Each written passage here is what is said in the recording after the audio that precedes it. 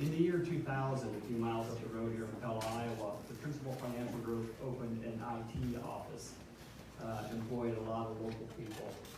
They expanded a couple of different times, moved to larger buildings, eventually started using H-1B visa workers, decided to open an office in Penang, India, and now the office in Penang, India employs hundreds of people. The Pella office is closed. I understand you think H-1B visas are a pretty good idea. Could you fill us in on why you feel that way? Yeah, absolutely. Thanks for asking the question and for making the case that some of our policies work against the best interests of our communities, of our country, and of our workers.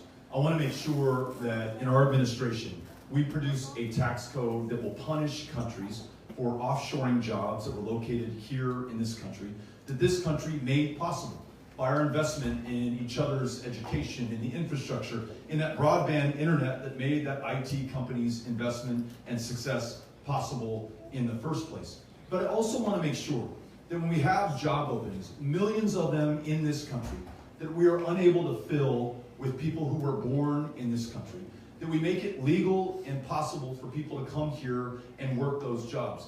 And to your point, to make sure that that does not lead to those jobs being offshored to India or China or Mexico or some other place. There should be condition placed upon any kind of public investment or any change in our immigration laws to do that.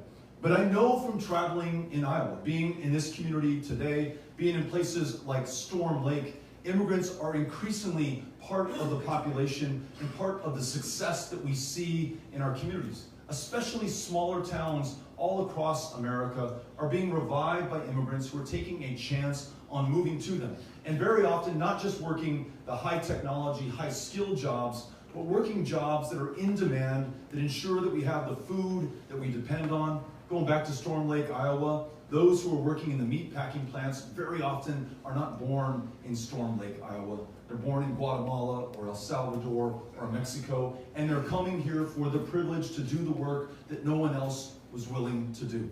I believe that comprehensive immigration reform that frees the millions who are living in the shadows right now, requires them to register with our government, get right with the law, pay any back taxes and fines, but then get on the road to producing even more for our economy's growth and this country's greatness, making sure that dreamers never have to fear deportation back to a country they do not know, and then ensuring that our visa caps match our actual labor and employment and family reunification needs.